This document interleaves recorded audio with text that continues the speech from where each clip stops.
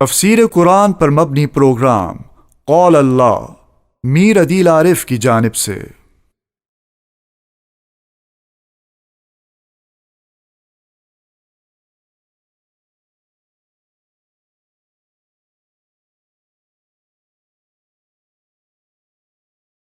الحمد للہ نحمده ونستعینه ونستغفره ونؤمن به ونتوکل علیہ ونعوذ باللہ من شرور انفسنا ومن سیئات اعمالنا من يهده الله فلا مضل له ومن يضلله فلا هادي له وأشهد أن لا إله إلا الله وحده لا شريك له وأشهد أن محمدًا عبده ورسوله صلى الله تعالى عليه وعلى آله وأصحابه وبارك وسلم تسليمًا كثيرا. أما بعد فأعوذ بالله من الشيطان الرجيم. بسم الله الرحمن الرحيم. وقال الذين كفروا للذين آمنوا لو كان خيرا ما سبقونا إليه وإذ لم يهتدوا به فسيقولون هذا إفك قديم ومن قبله كتاب موسى إماما ورحمة وهذا كتاب مصدق لسانا عربيا لينذر الذين ظلموا وبشرى للمحسنين. آمنت بالله صدق الله مولانا العظيم وصدق رسوله النبي الكريم ونحن على ذلك من الشاهدين والشاكرين والحمد لله رب العالمين. برادران محترم، میرے عزیز دوستوں، بزرگوں اور معزز سامعین، خواتین و حضرات، السلام علیکم ورحمۃ اللہ تعالی وبرکاتہ. ابھی میں نے کچھ آیتیں سورہ احقاف کے دوسرے رکوع کی پڑھی ہیں. ان آیات کا ترجمہ پہلے میں آپ کے سامنے بیان کرتا ہوں اور اس کے بعد اس کی جو تفسیر ہے اور الفاظ معنی کی جو تعبیر ہے وہ انشاءاللہ تعالی وہ اس کے بعد انشاءاللہ بیان کروں گا. فرمایا کہ وقال الذین کفروا، اور کہنے لگے منکر. کفرو کے معنی آتے ہیں وہ لوگ جو کہ منکر ہیں، اور منکر ہر طرح کے لوگ ہوتے ہیں. منکر وہ لوگ بھی ہوتے ہیں جو کافر ہیں، منکر وہ لوگ بھی ہوتے ہیں جو کہ فاسق و فاجر ہوتے ہیں، اور منکر وہ لوگ بھی ہوتے ہیں کہ جو ہوتے تو مسلمان ہیں لیکن بسا اوقات شیطان کے چکر میں مبتلا ہو کے یا اس کے بہکاوے میں آ کے کچھ باتیں ایسی کہہ دیتے ہیں، ان کو بھی منکر بولتے ہیں.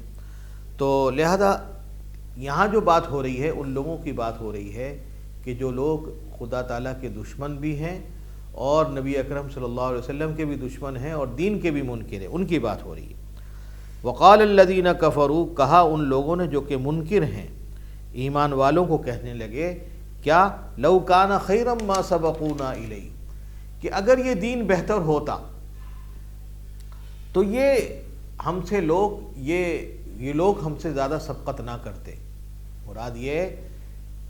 مراد ان کی یہ ہے کہ یہ جو حقیر قسم کے لوگ، اصل میں شروع میں یہ ہوا تھا کہ عام طور پر جو مسلمان ہو رہے تھے وہ ایسے لوگ تھے جو کہ امیر لوگ نہیں تھے اور ایسے لوگ نہیں تھے کہ جو بہت زیادہ پیسے والے ہوں.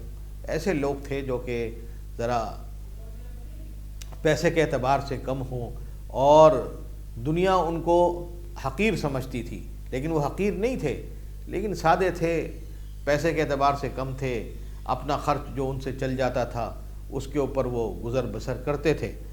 تو اس کے بارے میں یہ منکر لوگ یہ کہتے تھے کہ اگر یہ دین بہتر ہوتا تو پہلے ہم لوگ ایمان لاتے، یعنی مطلب یہ کہ ہم عقل مند ہیں اور جو دین سمجھ میں آتا ہے تو عقل مند لوگوں کو سمجھ میں آتا ہے، بیوقوف لوگوں کو نہیں سمجھ میں آتا۔ گویا یہ بھی ایک طرح کا تکبر ہے اور ایک طرح کا یہ غرور ہے کہ اپنے آپ کو بڑا سمجھنا اور اپنے سے کم تر لوگوں کو اور حقیر لوگوں کو یہ سمجھنا کہ یہ لوگ جو ہیں اس قابل نہیں ہیں کہ یہ لوگ دین کے اوپر عمل کریں۔ تو فرمایا کہ وَإِذْ لَمْ يَهْتَدُوا بِهِ، اور اگر جب راہ پہ نہیں آئے اس کے بعد فَسَيَقُولُونَ، تو کہنے لگے کہ یہ تو جھوٹ ہے اور بہت پرانا جھوٹ ہے۔ وَمِن قَبْلِهِ کتاب موسیٰ امام ورحمہ، اور اس سے پہلے موسیٰ علیہ السلام کی کتاب بھی تو آئی تھی، توریت، جو ان کے لیے امام بھی تھی اور رحمت بھی تھی، اس کو بھی تو انہوں نے پڑھا تھا اور دیکھا تھا اور اس کو سمجھا تھا۔ وَهَذَا کتاب، اور یہ کتاب قرآن کریم بھی ہے، مصدق لسانا عربیہ، اور تصدیق کرنے والی ہے اور عربی زبان کے اندر ہے۔ لِيُنذِرَ الَّذِينَ ظَلَمُوا، اور ڈراتی ہے ان لوگوں کو جن لوگوں نے ظلم کیا، اور وَبُشْرَى لِلْمُحْسِنِينَ، اور احسان کرنے والے نیک لوگوں کے لیے بشارت ہے۔ یہاں بظاہر معلوم یہ ہوتا ہے، مفسرین نے فرمایا کہ یہ آیت جو نازل ہوئی ہے کہ اس میں جو یہ کہا جا رہا ہے کہ ہم لوگ جو ایمان لے کر نہیں آئے، کفار یہ کہتے تھے، منکر لوگ جو یہ کہتے تھے، ہم لوگ جو ایمان لے کر نہیں آئے اس وجہ سے لے کر نہیں آئے کہ ہم لوگوں نے اس کو سمجھا ہی نہیں، حقیقت نہیں سمجھا اس کو، تو گویا ایک غرور ہے، تکبر ہے۔ اور کہنے لگے کہ تکبر اور غرور جو ہے نا انسان کو چونکہ مس کر دیتا ہے، تو متکبر آدمی اپنی عقل اور اپنے عمل کو معیار حسن اور قبح کو سمجھتا نہیں ہے۔ روایات میں آتا ہے کہ ایک باندی تھی زنیرہ، جس کا نام تھا زنیرہ، وہ ایمان لے کر آ گئی تھی تو اور کنیز تھی، اور حضرت عمر بن خطاب رضی اللہ تعالیٰ عنہ کے گھر میں رہتی تھی۔ تو عمر بن خطاب رضی اللہ تعالیٰ عنہ کا وہ زمانہ ہے جب یہ ایمان لے کر نہیں آئے تھے، تو اس وقت کا زمانہ ہے۔ تو اس وقت کے جو ہے ان کے گھر والے جو ہیں اس زنیرہ کو اور اس کنیز کو تحقیر سے دیکھتے تھے، کیونکہ وہ مسلمان ہو گئی تھی، اور اس کے بارے میں یہ کہتے تھے کہ اگر دین بہتر ہوتا تو ہم لوگ ایمان لے کر آتے۔ یہ رنین قسم کی، اس کو یہ کہتے تھے کہ رنین اور حقیر قسم کی عورت تو ایمان لے کر نہ آتی۔ تو اس پر یہ قرآن کریم کی آیت نازل ہوئی کہ ارے بھائی، جس کو تم رنین بولتے ہو اور جس کو تم حقیر بولتے ہو وہ سب سے بڑھ کر ہے، اور اس نے در حقیقت دین کو سمجھا، اگرچہ وہ باندی ہے اور وہ غلام ہے اور وہ تم اس کو سمجھ رہے ہو کہ یہ حقیقت کو نہیں سمجھتی، لیکن صحیح معنوں میں حقیقت کو اسی نے سمجھا ہے۔ اور بعض حضرات نے فرمایا کہ ان کے گھر والے جو ہیں مارتے بھی تھے اس کو کہ تم ایمان کو چھوڑ دو اور ایمان کو چھوڑ کر وہی کفر اختیار کرو، لیکن وہ کفر اختیار نہیں کرتی تھی۔ پھر اس کے بعد جو دوسری آیت ہے، اس دوسری آیت میں یہ بیان فرمایا کہ بھئی اگر یہ بات حقیقت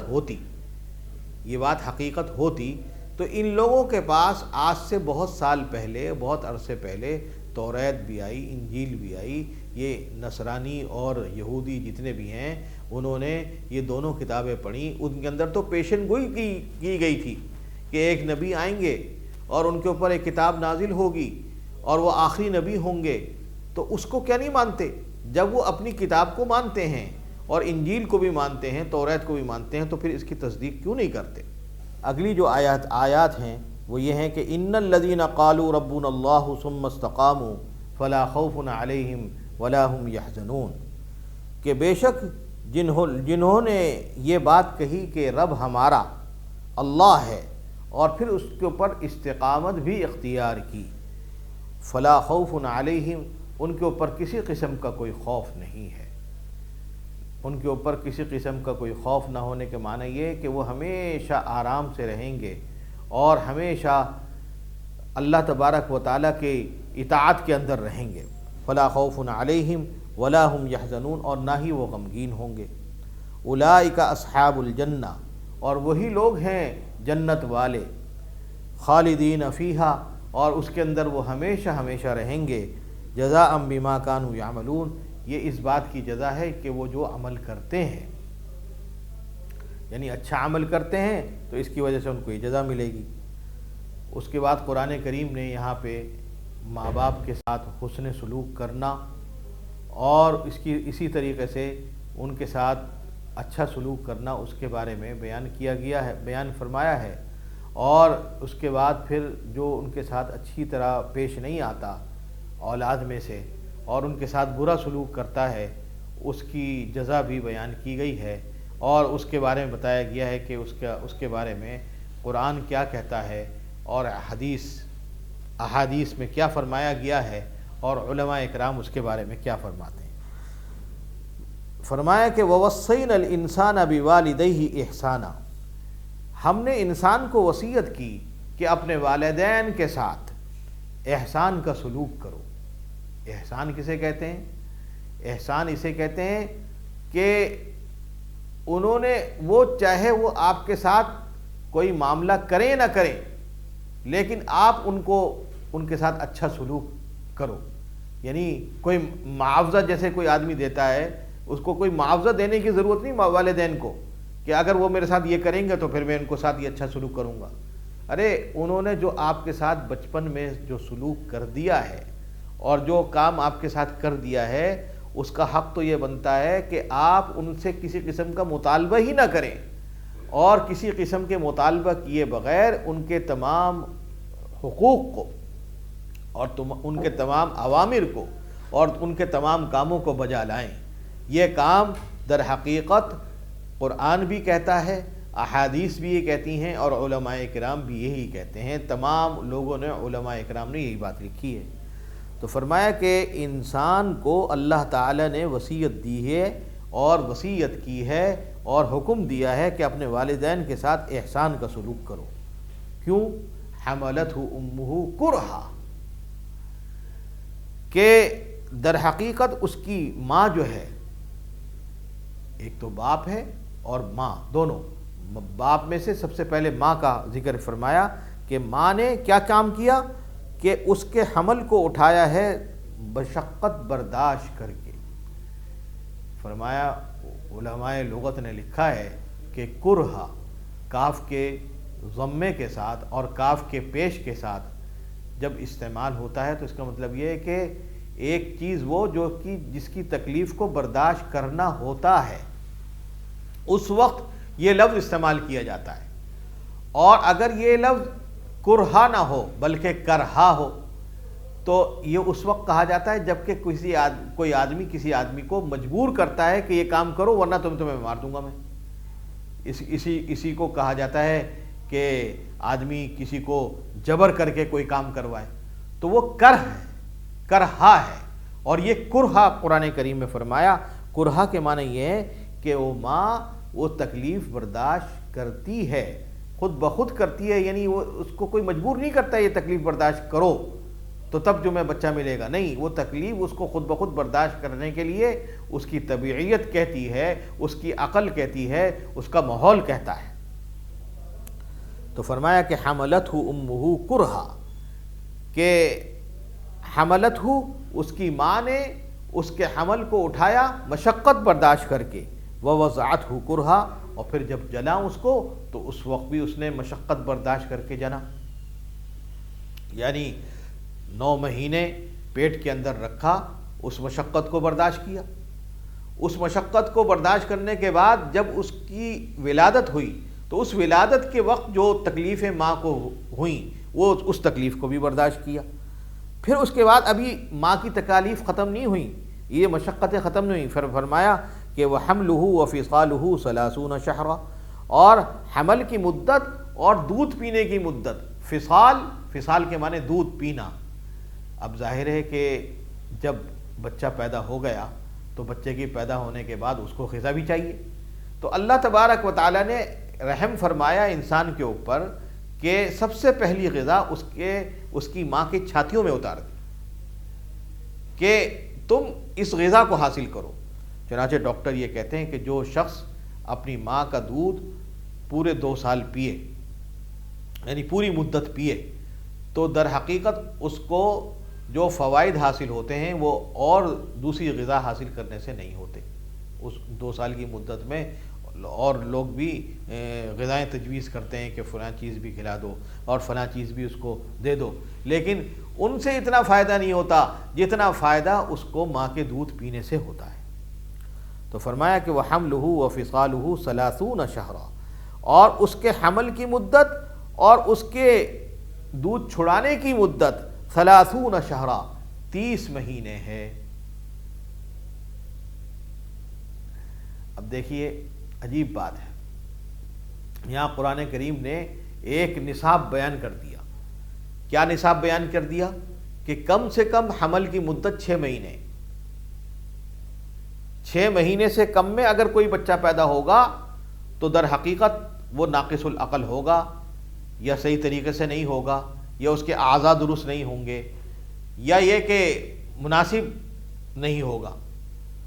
کم سے کم مدت 6 مہینے۔ چنانچہ حضرت عثمان غنی رضی اللہ تعالیٰ عنہ کے زمانے میں ایک فیصلہ آیا، اور ایک عورت کا جو ہے صاحبزادے جو ہیں وہ 6 ماہ کے اندر پیدا ہوئے، تو وہاں پہ دستور یہ تھا کہ کم سے کم مدت جو ہے 7 مہینے اور زیادہ سے زیادہ مدت 9 مہینے۔ تو حضرت عثمان غنی رضی اللہ تعالیٰ عنہ نے فیصلہ فرمایا کہ نہیں بھائی، یہ جو حمل ہے یہ بظاہر یہ جو ہے حرام معلوم ہوتا ہے، اور یہ حلال نہیں ہے، حرام معلوم ہوتا ہے۔ لہذا وہ کچھ فیصلہ کرنے ہی والے تھے کہ ایک دم حضرت علی رضی اللہ تعالیٰ عنہ ان کو روکا، انہوں نے فرمایا کہ نہیں، آپ غور فرمائیں، قرآن کریم میں تو یہ آتا ہے کہ کیا آتا ہے، وَوَصَّيْنَا الْإِنسَانَ بِوَالِدَيْهِ إِحْسَانًا حَمَلَتْهُ أُمُّهُ كُرْهًا وَوَضَعَتْهُ كُرْهًا وَحَمْلُهُ وَفِصَالُهُ 30 شهرًا۔ جب ان کو اس طرف توجہ دلائی تو خود انہوں نے اپنے فیصلے کو تبدیل کیا۔ تو میرے کہنے کا مقصد یہ ہے کہ کم سے کم مدت 6 مہینے اور 2 سال کی مدت وہ دودھ پلانے کی ہے، 2 سال کی مدت دودھ پلانے کی ہے، اور کم سے کم مدت 6 مہینے ہے۔ ویسے علماء نے لکھا ہے کہ کم سے کم مدت 7 مہینے ہے اور زیادہ سے زیادہ مدت 9 مہینے۔ 9 مہینے کے بعد جو بچہ پیدا ہوتا ہے در حقیقت صحیح ہوتا ہے۔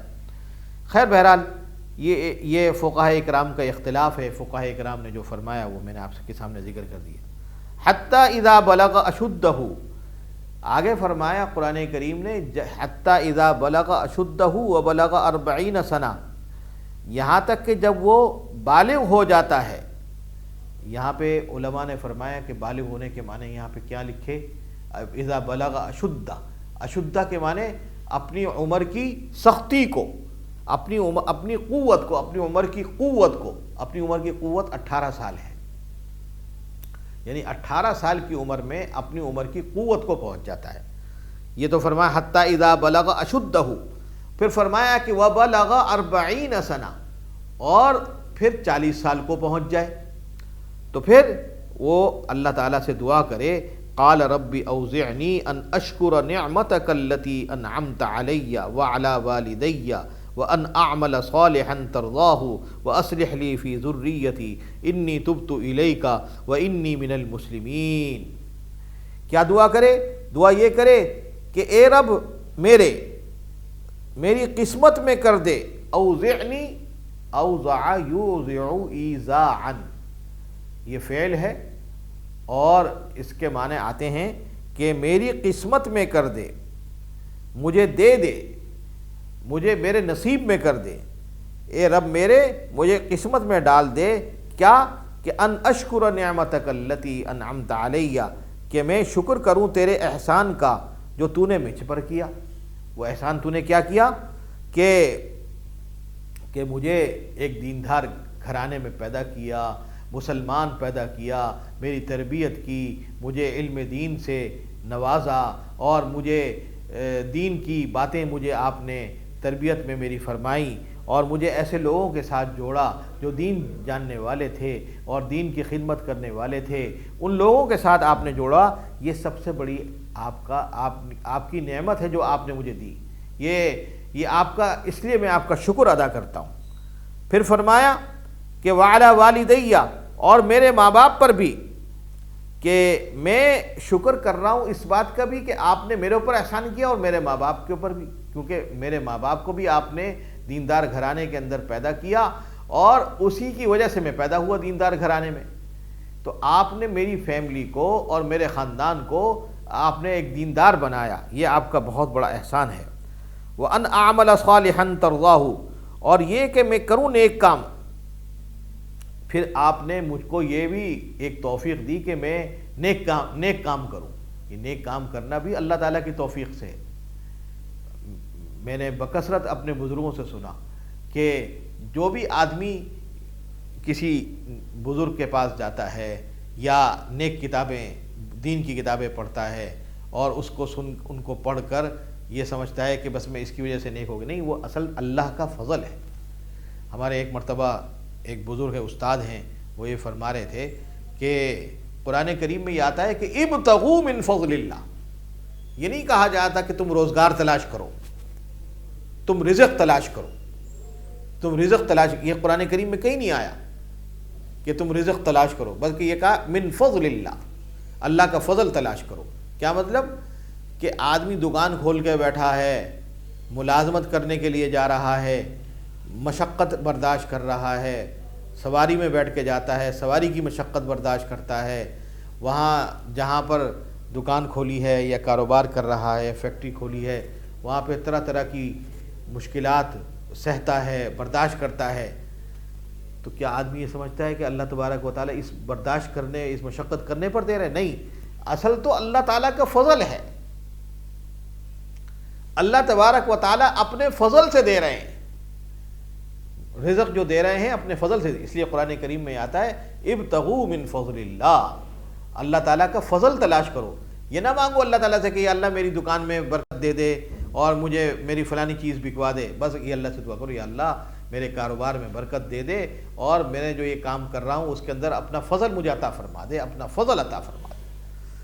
تو در حقیقت یہاں پر بھی یہی بات ہے کہ جب کوئی آدمی نیک کام کرتا ہے در حقیقت اللہ تعالیٰ کی توفیق سے ہی کرتا ہے، بغیر اللہ تعالیٰ کی توفیق سے نہیں کرتا. آج میں یہاں پہ بیٹھ کے آپ کے سامنے ایک قرآن کریم کی آیت کا ترجمہ کر رہا ہوں اور اس کی تفسیر بیان کر رہا ہوں، یہ بھی اللہ کی توفیق ہے. مجھے یہاں تک لانے کی اور یہ بات بیان کرنے کی اور اس کی توفیق دینے کی اور بولنے کی توفیق اللہ تعالیٰ نے دی، یہ اللہ تعالیٰ کا بڑا فضل ہے. تو یہ دعا کی انہوں نے وَأَنْ أَعْمَلَ صَالِحًا تَرْضَاهُ، کہ میں کروں نیک کام کہ جس سے آپ راضی ہو جائیں. وَأَصْلِحْ لِي فِي ذُرِّيَّتِي، اور مجھ کو دے نیک اولاد میری. اِنِّي تُبْتُ إِلَيْكَ وَإِنِّي مِنَ الْمُسْلِمِينَ، بے شک میں نے توبہ کی اور تیری طرف اور میں ہو جاؤں حکم برداروں میں. أُولَئِكَ الَّذِينَ نَتَقَبَّلُ عَنْهُمْ أَحْسَنَ مَا عَمِلُوا وَنَتَجَاوَزُ عَنْ سَيِّئَاتِهِمْ فِي أَصْحَابِ الْجَنَّةِ وَعْدَ الصِّدْقِ الَّذِي كَانُوا يُوعَدُونَ. روایت میں آتا ہے کہ یہ جو آیت نازل ہوئی، جس کی تفسیر میں نے ابھی آپ کے سامنے بیان کی اور جس کے اندر دعا بھی ہے، تو یہ دعا جو ہے یہ در حقیقت یہ آیت نازل ہوئی ہے حضرت ابو بکر صدیق رضی اللہ تعالیٰ عنہ کے بارے میں. حضرت ابو بکر صدیق رضی اللہ تعالیٰ عنہ کو اللہ تعالیٰ نے یہ توفیق عطا فرمائی تھی کہ یہ خود بھی مسلمان تھے اور ان کی تمام اولاد بھی مسلمان ہوئی اور ان کے والدین بھی مسلمان تھے. حالانکہ جس وقت یہ دین آیا ہے اور ابتدا میں دین آیا ہے تو حضرت ابو بکر صدیق رضی اللہ تعالیٰ عنہ تو اس وقت جو ہے حضور پاک صلی اللہ علیہ وسلم سے صرف 2 سال چھوٹے تھے. تو 2 سال چھوٹے ہونے کے باوجود روایت میں آتا ہے کہ جب حضور پاک صلی اللہ علیہ وسلم کی عمر 20 سال کی ہوئی تو حضرت خدیجہ رضی اللہ تعالی عنہا نے، اس وقت ان کے حضرت حضور پاک صلی اللہ علیہ وسلم کی شادی حضرت خدیجہ رضی اللہ تعالی عنہا سے نہیں ہوئی تھی، تو انہوں نے حضور پاک صلی اللہ علیہ وسلم کو شام بھیجا تھا تجارت کے لیے. تو ساتھ میں آپ نے حضور پاک صلی اللہ علیہ وسلم نے آپ نے حضرت ابو بکر صدیق رضی اللہ تعالیٰ عنہ کو بھی لیا تھا. اس وقت حضرت ابو بکر صدیق رضی اللہ تعالیٰ عنہ کی عمر 18 سال تھی اور حضور پاک صلی اللہ علیہ وسلم کی عمر 20 سال تھی. تو اس وقت جب حضور پاک صلی اللہ علیہ وسلم کے ساتھ وہ گئے تو انہوں نے حضور پاک صلی اللہ علیہ وسلم کے کمالات دیکھے اور بہت سارے ایسے چیزیں دیکھیں کہ جو پہلے کبھی نہیں دیکھی تھی، لہذا ان کے اوپر ایمان لے کر آ گئے۔ تو یہ آیت جو ہے در حقیقت حضرت ابوبکر صدیق رضی اللہ تعالیٰ عنہ کے بارے میں نازل ہوئی۔ اب سوال یہ پیدا ہوتا ہے کہ یہ کیسے پتہ کہ حضرت ابوبکر صدیق رضی اللہ تعالیٰ عنہ کے بارے میں نازل ہوئی؟ تو مفسرین نے فرمایا اور علماء نے فرمایا کہ یہاں پہ جو قرآن کریم میں آتا ہے نا کہ وَوَصَّيْنَا الْإِنسَانَ، الانسان کے اندر جو الف لام آ رہا ہے یہ الف لام عہد ذہنی کا ہے، اور عہد ذہنی سے مراد یہ ہوتا ہے کہ ایک خاص شخصیت مراد ہوتی ہے۔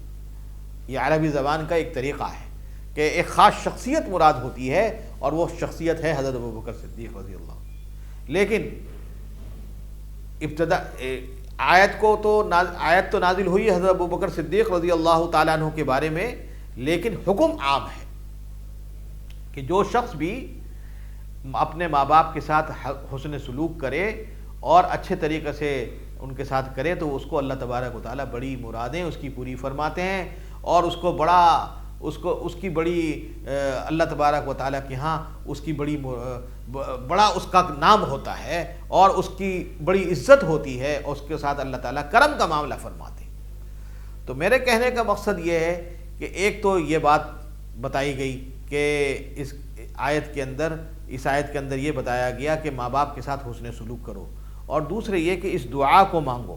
یہ دعا قرآن کریم نے سکھلائی کہ انسان کو یہ چاہیے کہ یہ دعا مانگے، اور اس دعا مانگ کر انشاءاللہ تعالی اس کو بڑی نصیب ملیں گے اور بڑے اچھے تحفے اس کو ملیں گے۔ سب سے بڑا تحفہ یہ ہوگا کہ اس کو اللہ تبارک و تعالیٰ کا شکر ادا کرنے کی توفیق ہوگی، اور نمبر 2 یہ کہ اپنے ماں باپ کا بھی ان کا احسان کا اور جو انہوں نے احسان کیے اس کے بارے میں اللہ تبارک و تعالیٰ سے دعا کرنے کی توفیق اللہ تبارک و تعالیٰ عطا فرمائیں گے۔ تو کہنے کا مقصد یہ ہے کہ جب انسان کو اچھی زندگی گزارنی ہو تو اس آیت کی مدد سے اور اس کی دعا کی مدد سے زندگی گزارے۔ چنانچہ ابھی کچھ دن پہلے ہمارے ایک بزرگ استاد ہیں اور ابھی بھی وہ حیات ہیں، وہ یہ فرما رہے تھے کہ انسان کو یہ چاہیے کہ ہر نماز کے بعد اس دعا کو مانگنے کی عادت ڈالے۔ رب اوزعنی ان اشکر نعمتک التی انعمت علی وعلی والدی وان اعمل صالحا ترضاہ واصلح لی فی ذریتی انی تبت الیک وانی من المسلمین۔ خاص طور پر اپنی اولاد کے لیے نیک راہ پہ لانے کے لیے دعا بہت زیادہ مقبول ہے۔ آج کل لوگ طرح طرح سے کے معاملے میں پوچھتے ہیں کہ جی اولاد کو نیک بخت بنانے کے لیے اور صحیح راستے پہ لانے کے لیے کیا کریں؟ تو اس کے لیے بس یہ والی آیت اگر یاد کر لیں آپ حضرات اور اس کو اپنے زندگی کا نصب العین بنا لیں اس کو، اور اس کو بار بار پڑھا کریں تو انشاءاللہ بڑا فائدہ ہوگا۔ آگے فرمایا اولئک الذین نتقبل عنہم احسن ما عملوا ونتجاوز عن سیئاتہم فی اصحاب الجنہ وعد الصدق الذی کانوا یوعدون۔ فرمایا کہ وہ لوگ جو یہ کام کریں، کیا کام کریں؟ ایک تو اللہ تبارک و تعالیٰ کو مانیں، پھر استقامت کا مظاہرہ کریں، تو اور اس کے بعد یہ کہ والدین کے ساتھ اچھا سلوک کریں اور والدین کے لیے دعائیں مانگیں اور والدین کے حقوق پورا کریں، خاص طور پہ ماں کا حق پورا کریں۔ روایت میں آتا ہے کہ ماں کا حق سب سے زیادہ ہے۔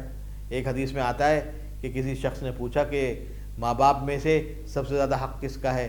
تو آپ نے فرمایا سل امک، اپنی ماں کے ساتھ صلہ رحمی کر۔ پھر پوچھا تو آپ نے فرمایا سل امک، کہ اپنی ماں کے ساتھ صلہ رحمی کر۔ پھر فرمایا سل امک، اپنے ماں باپ کے ساتھ۔ پھر چوتھی مرتبہ جب پوچھا پھر فرمایا کہ اپنے باپ کے ساتھ۔ تو مطلب 3 مرتبہ فرمایا حضور پاک صلی اللہ علیہ وسلم نے کہ اپنی ماں کے ساتھ احسان کرو، اپنی ماں کا خیال رکھو، ماں کے تمام حقوق پورے کرو، اور اس کے بعد فرمایا کہ اپنے باپ کے بھی کرو۔ یہ مطلب نہیں ہے کہ باپ نے کوئی حق کم ادا کیا، ظاہر ہے کہ جو ماں کرتی ہے باپ اس کے لیے تمام خرچے ورچے اور جو تمام دوسری چیزیں برداشت کرتا ہے۔ مطلب یہ ہے کہ ماں کا حق زیادہ ہے کیونکہ اس نے تکلیفیں اٹھائی ہیں، اور تکلیفیں اٹھائیں، ایک تو اس کے جننے میں یعنی ولادت کے وقت میں بھی، اور دودھ پلانے کے وقت میں بھی، اور تربیت کے اندر بھی۔ سب سے بڑا مدرسہ ماں کی گود ہوتی ہے، اس کے اندر بھی۔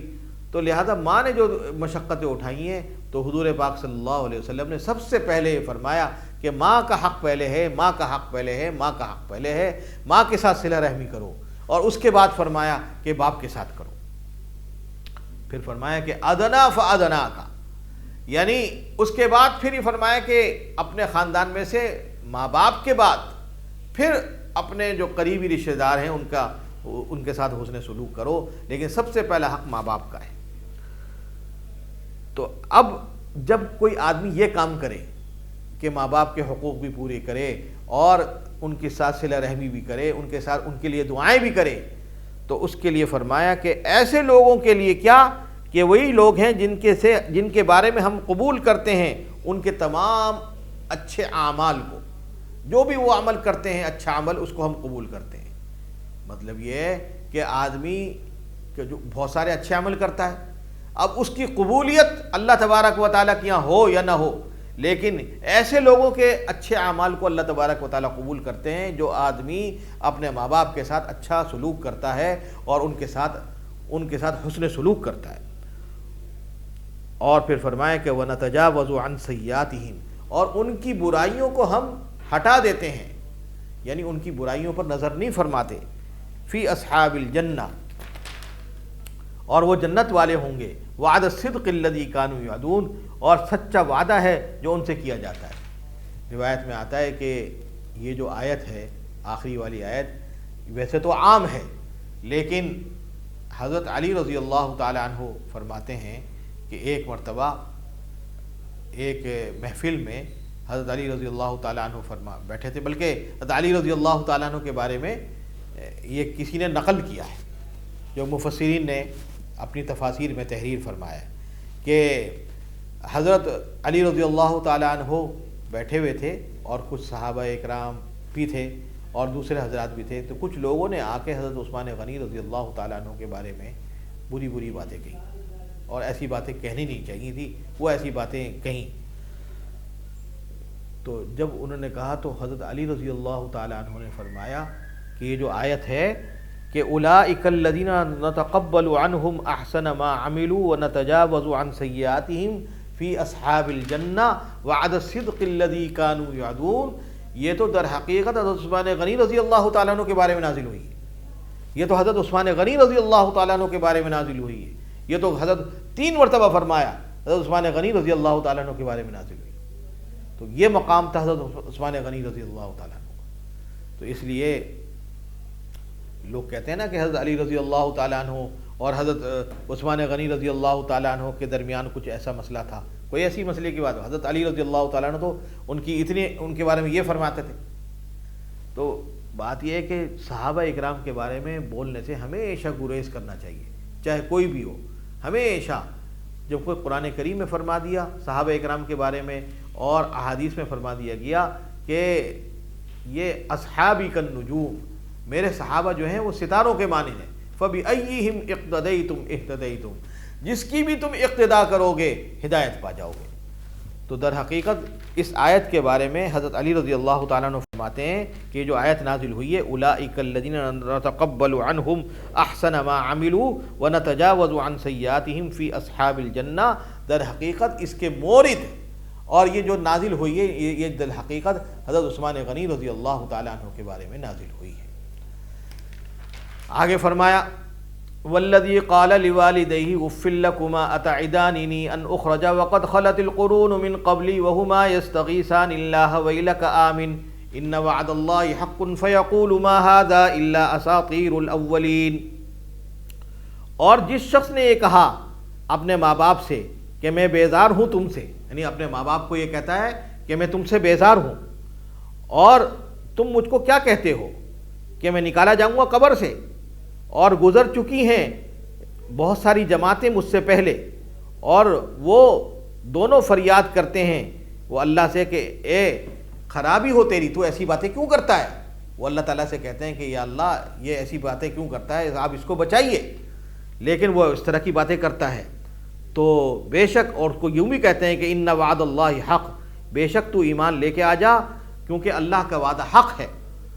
فیقول ما ھذا الا اساطیر الاولین، مگر وہ یہ کہتا ہے کہ نہیں ہے یہ باتیں آپ لوگوں کی، ماں باپ سے یہ کہتا ہے نہیں ہے یہ باتیں مگر یہ کہ وہ ہیں جو کہ پرانے زمانے کی کہانیاں ہیں۔ اساطیر الاولین، پرانے زمانے کی کہانیاں ہیں، پرانے لوگوں کی باتیں ہیں۔ فرمایا کہ اولئک الذین حق علیہم القول فی امم قد خلت من قبلہم من الجن والانس، یہی وہ لوگ ہیں جن پر ثابت ہو چکی ہے بات عذاب کی، اور وہ شامل ہیں ان فرقوں میں جو اس سے پہلے گزر چکے، یعنی وہ بھی غلط باتیں کہتے تھے، یہ بھی غلط باتیں کہہ رہے ہیں، لہذا یہ سب ان کے اندر شامل ہیں۔ فرمایا کہ چاہے وہ جنات میں سے ہوں چاہے وہ انسانوں میں سے ہوں، سارے کے ساری وہ باتیں کر رہے ہیں جو کہ انسان کو نہیں کرنی چاہیے۔ تو فرمایا کہ در حقیقت یہی لوگ ہیں جن کے اعمال برباد ہو چکے، اور یہی لوگ ہیں جو کہ برباد قسم کے لوگ ہیں۔ وَلِكُلٍّ دَرَجَاتٌ مِّمَّا عَمِلُوا، اور ہر فرقے کے لیے، چاہے وہ نیک ہو اور چاہے وہ برا ہو، ہر کے لیے درجات ہیں۔ اگر وہ اچھا عمل کرے گا تو جنت میں جائے گا، اور اگر اچھا عمل نہیں کرے گا تو جہنم کے اندر جائے گا۔ وَلِكُلٍّ دَرَجَاتٌ مِّمَّا عَمِلُوا، ہر ایک کے لیے درجات ہیں جو کچھ وہ عمل کرتا ہے۔ وَلِيُوَفِّيَهُمْ أَعْمَالَهُمْ وَهُمْ لَا يُظْلَمُونَ، اور اللہ تبارک و تعالیٰ فرماتے ہیں تاکہ یہ کام کیوں کرتا ہے، تاکہ پورا دیا جائے، تاکہ پورا دیا جائے اللہ تعالیٰ ان کے اعمال کا، اور ان کے اوپر کچھ بھی ظلم نہیں کیا جائے۔